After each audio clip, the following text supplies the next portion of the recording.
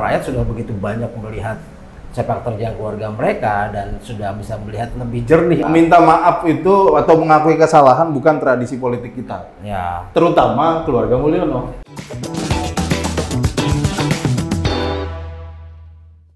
Ini akhirnya Kaisang berani nongol lama juga di publik, bro.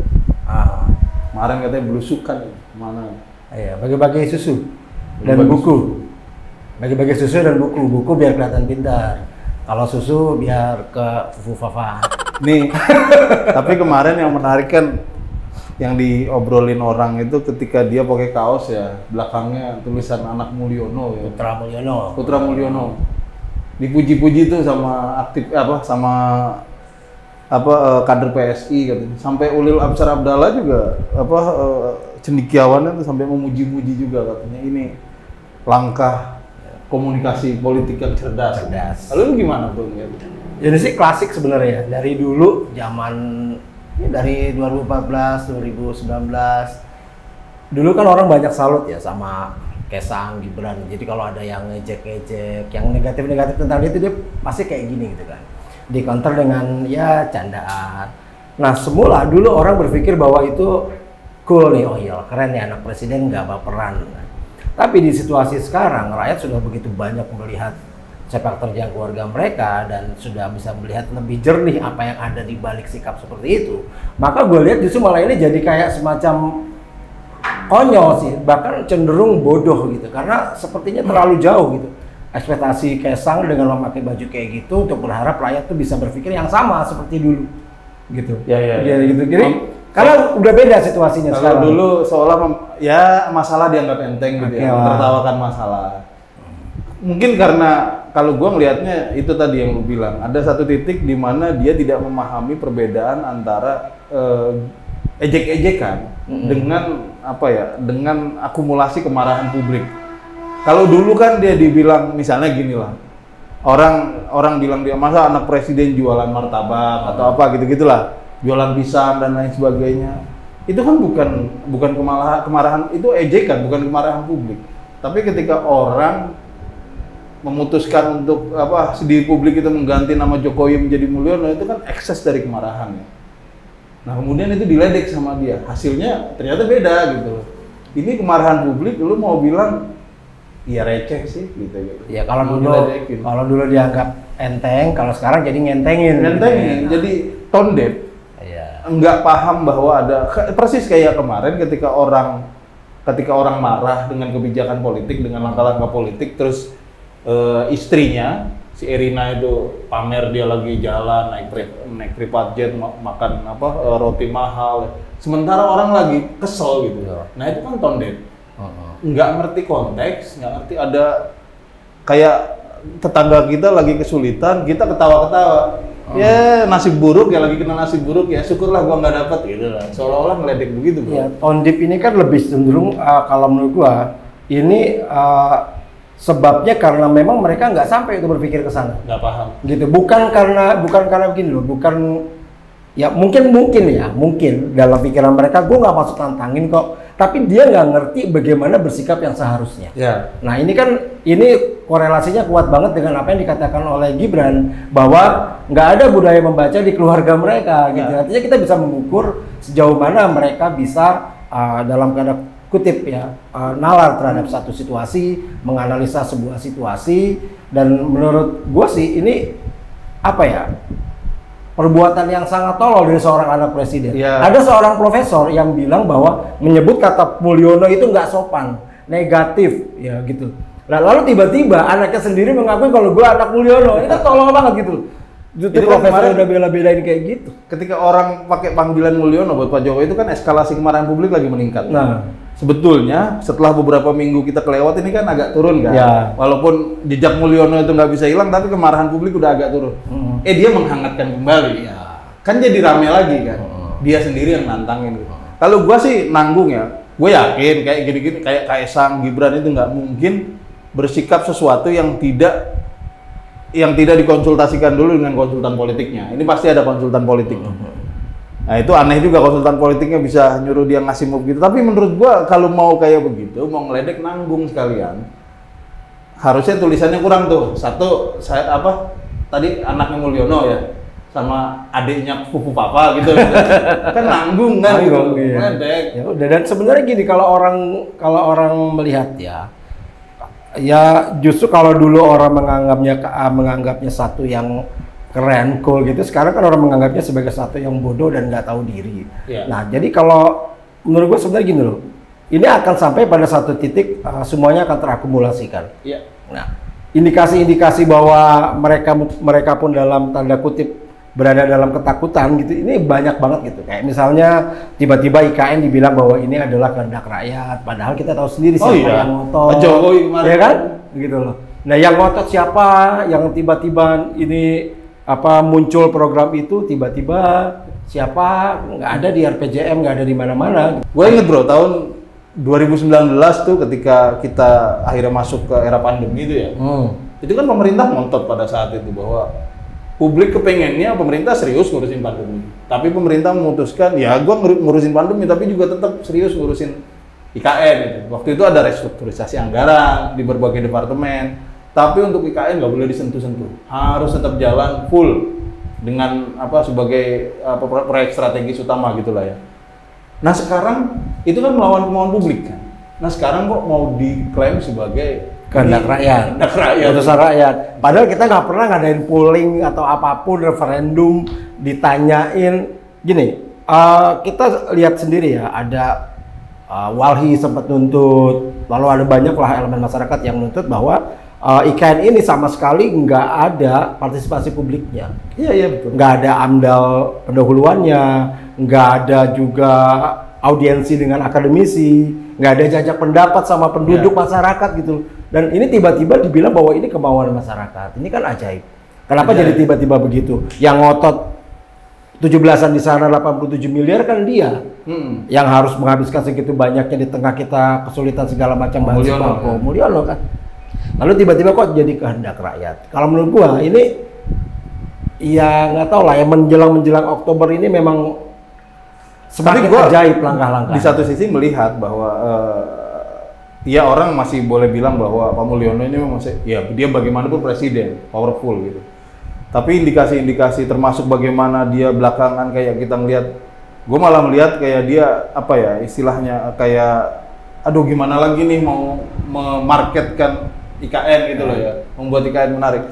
Itu menunjukkan bahwa memang kemarin yang terakumulasi dalam aksi peringatan darurat itu betul-betul banyak melucuti kekuatannya Pak Mulyono sebetulnya. Ya. Sekarang ketua KPK udah berani speak up. Udah mulai dikit-dikit lah ya. Nyindir-nyindir. Ya, mulai miring-miring gitu ya. Iya, walaupun nggak ada actionnya juga, nyindir-nyindir aja. Cuma ya kita lihat lah bahwa ada banyak lah ya. Misalnya Erick Thohir dari lama kan dulunya nempel terus ke Pak Jokowi, sekarang udah nggak pernah. Ya kayak gitu-gitu tuh kan kelihatan bahwa kekuasaannya makin, semuanya itu ada batasnya gitu. Ya. Makanya Pak SBY kemarin bilang, ya saya cukup 2 periode gitu kan. Itu kan kode keras gitu lah. Iya. Kira-kira Pak SBY habis jadi presiden bisa konser di Pesta Pora. Iya. Kalau dia gimana tentang? Bahwa tentu saja benar bahwa kita juga dulu sering kritik bahwa SBY ini mati-matian belain anaknya gitu ya, mau nyariin mau naikin karir anaknya.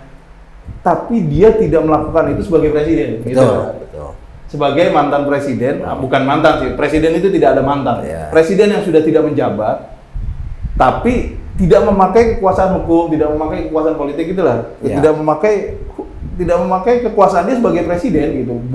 Dia sebagai warga biasa dorong, kebetulan dia punya uang, memodali dan lain sebagainya, itu oke, semua orang bisa melakukan itu. Gua rasa gini ya, kenapa Pak Jokowi tiba-tiba bilang kalau ini adalah keputusan rakyat? Karena kondisi dari IKN sendiri sekarang udah kayak buah si malakama. Ya. Karena gini bro, kalau diterusin, ini biayanya masih membutuhkan 1.400 triliun. Ya. Nah, sementara kalau di stop, biaya yang udah dipakai ini 110 triliun. Ya. Nah, kita mau milih yang mana nih?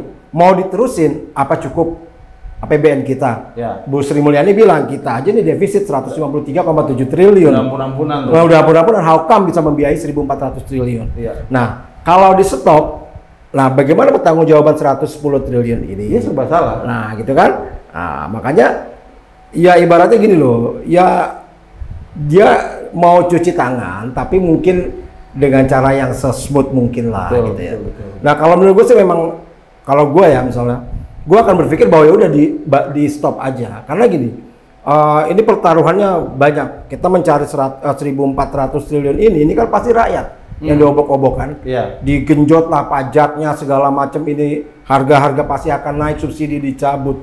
Nah sementara kalau kita mencari yang kehilangan 110 triliun ini, ya sudah tinggal golkan undang-undang perampasan aset koruptor, adili koruptor beserta kroninya, pasti dapatlah lebih dari itu. Kalau memang serius. Kalau gua sih menduga caranya bukan ditinggalkan atau dilanjutkan. Caranya adalah tidak dijadikan pembicaraan. Orang lupa dengan sendirinya. Gue yakin gini lah, di atas kertas bahwa IKN dilanjutkan tidak mungkin dengan kondisi ekonomi kayak begini. Sekarang ya, dengan kecuali mau dilanjutkannya dengan proyeksi misalnya sekian puluh tahun. Oke lah. Tapi itu kan sama saja diproyeksikan sekian puluh tahun sama aja menunjukkan bahwa Pak Jokowi gagal, Pak Mulyono gagal gitu loh. Nah maka menurut gua secara politik yang akan dilakukan oleh Mulyono adalah pada akhirnya nanti ada satu momen di mana udah nggak usah diomongin lagi kayak biar orang lupa gitu loh. Jadi diberhentiin enggak, ya faktanya sih diberhentiin gitu ya. Tapi diberhentiin enggak diomongin gitu loh. Dilanjutin juga enggak. Ya lupa aja orang. Ya bisa jadi begitu ya, karena Prabowo ini ke depan ini mewariskan 3 hal yang kalau menurut gue ini pasti bikin kepala nyut-nyutan terus ya. Yang pertama ya IKN tadi, yang kedua hutang yang udah sekian. Lalu yang ketiga ya food estate. Lu tahu kan tiba-tiba di akhir jabatan ke Papua Selatan gitu ya, di Merauke. Gue bingung, ini ngapain? Udah 1 bulan lagi mau bongkar lahan 3 hektar di sana. Bekerja sama dengan juragan kelapa sawit. Ini kan orang jadi, ini ngapain? Mau bikin sawah di sana, udah gue yakin 100% gagal. Jadinya mungkin akan tebu, oke, masih bisa dimaksimalkan. Bisa pakai buat bioetanol. Tapi ujung-ujungnya gue yakin akan jadi kelapa sawit lagi. Betul. Dan itu tanpa ngomongin masalah esensialnya ya. Bahwa eksploitasinya, warga sana dilibatkan. Betul. Kan? Apa untungnya buat warga sana? Benar. Buat warga Papua selama ini mereka nggak pernah dilibatkan kok dalam hal-hal kayak gitu. Semuanya modal masuk untuk orang, duit keluar untuk orang lain dan lain sebagainya, nggak ada ini signifikan buat ke sana. Dan akhirnya kita bisa memaklumi ya kenapa orang Papua jadi marah sama Indonesia gitu kan. Dengan hal-hal yang kayak gini gitu kan. Jadi ya iya sih kalau gua misalnya rumah gua juga digituin, tempat tinggal gua tiba-tiba tanpa permisi babi bu, tanpa ada jajak pendapat segala macam dengan masyarakat, tiba-tiba main hajar begitu aja. Ya kan kita lihat bahwa yang mana nih yang ada di depan Pak Jokowi, rakyat atau oligark gitu kan. Ini kan kita kelihatan gitu kan. Itu dan rakyat juga udah tidak sebodoh dulu, nggak senaif dulu. Mereka bisa mencari informasi dengan lebih detail, lebih gampang gitu kan. Gitu. Yang gua gini loh. Untuk kita ngomongin bahwa pengen banget sih ngelihat Gibran, Kaesang ngomongin ide-ide itu udah basi banget lah ngomongin kayak gitu ya. Nah, cuma sekarang yang menjadi masalah beneran nggak sih kita rela kalau negara kita dipimpin oleh orang-orang kayak gitu, gitu loh. Lu yakin Gibran bakal dipajang tuh fotonya di sekolah-sekolah gitu? Lu yakin bahwa akan ngelihat Gibran gitu meresmikan ini itu? Padahal lu nggak pernah bertanya satu kata pun, satu ide pun tentang negeri ini kepada mereka berdua. Gue sih cengenges aja gitu kan. Sikap gue gini ya bro. Ya it's okay, apapun itu hasil dari pemilu yang sah gitu. Ya, udah diputus MK dan lain sebagainya, oke kita anggap itu sah, kita terima itu. Tapi kemudian bahwa ayo kita akui problemnya di mana, kita akui masalahnya di mana. Ini dari masalah kemarahan orang mengganti nama Jokowi jadi Mulyono, sampai soal Pupu Papa dan lain sebagainya, soal Kaesang, jet pribadi dan lain sebagainya. Ya sudahlah, masalah-masalah ini dibereskan. Kita mulai dari nol gitu. Ya Gibran tetap wakil presiden gitu. Tapi ya jangan diulang lagi. Gue sih lebih respect ya kalau misalnya soal kasus Pupu Papa, misalnya Gibran mengakui, saya minta maaf itu zaman saya muda, saya masih emosi, saya masih belum stabil emosi saya masih gampang. Itu gue rasa itu orang juga akan jauh lebih respect. Oke lah, memaklumi itu 10 tahun yang lalu, masih bisa diterima. Tapi kalau dibilang itu akun siapa, tanya yang punya akun, lah ini kan jadinya tidak bergerak kemana-mana. Kita menunjukkan bahwa ya memang akhirnya kata ngentengin ini ya sangat terlihat, nggak cuma di Kaisang, Gibran, tapi sepertinya di seluruh keluarga mereka gitu kan. Meminta maaf itu atau mengakui kesalahan bukan tradisi politik kita. Ya. Terutama keluarga Mulyono. Ya gitulah gitu. Tiba-tiba semuanya jadi apa ya? Dinormalisasi. Ya. Yang ini gue kenapa berpikir bahwa ini adalah bentuk bukannya soal gini lah, ini soal manner dan juga soal etika gitu ya, itu sudah pasti. Gini loh, sederhananya gini, ada orang yang memang tukang, ada orang yang memang konseptor. Nah, ketika kita naruh orang di tempat yang salah, kita naruh tukang yang hanya tahu disuruh dan tahu perintah di posisi konseptor, maka akan nggak bisa berjalan programnya. Gitu juga sebaliknya. Konseptor kita taruh jadi tukang ya nggak bisa juga. Nah makanya sebenarnya yang harus dilakukan adalah gimana rakyat bisa memilih pemimpinnya di posisi dengan kapasitas yang benar. Ya. Itu yang menjadi gini loh. Ridwan Kamil sendiri udah bilang kok gitu ya bahwa kualitas pemilih kita memang ya masa Allah lah gitu kan. Ya makanya gue tahu pemilih gue, makanya gue cukup lah joget-joget karena mereka nggak perlu program, tukang cilok buat apa program, yang penting joget-joget senang sementara, apa hiburan aja. Ya itulah yang terjadi dan ini yang dilakukan oleh keluarga Mulyono gitu. Yang penting cengenges, asik-asikan, gitu. Nggak pernah mereka ngomongin ide apa. Kalau wawancara cuma cengeng-cengin. Ke mana KPK juga cengengesan, cengar-cengir, nebeng. Gue bilang how come kok bisa dikeluar kata nebeng gitu ya. Sebagai seorang kepala partai, pimpinan partai gitu ya. Ya itulah gitu. Jadi itu kondisi yang kita hadapi. Iya. Gitu. Artinya itu kita memanen kondisi itu bukan karena ujuk-ujuk ya.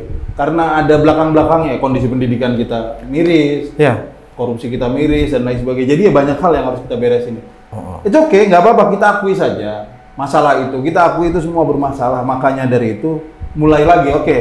Misalnya Presiden Prabowo, Wakil Presiden Gibran. Ya udah mulai akui semua masalah itu, kita beresin gitu loh, satu-satu, sedikit-sedikit. Beres kan? Maksud gua mending begitu kan? Akui aja semuanya gitu daripada meledekin orang, mentengin masalah. Menurut gua sih begitu, Bro. Ya, memang dan itu yang nggak akan nyampe ke dalam pikiran mereka gitu. Karena mereka menganggap rakyat bodoh dan menganggap bahwa ya mereka bisa membodohi rakyat, padahal sejatinya ya mereka lebih bodoh dari rakyat itu sendiri. Udah lah, gitu deh. Gitu loh, Bro. Masa depan kita panjang. Masih panjang masa depan kita. Oke. Thank you.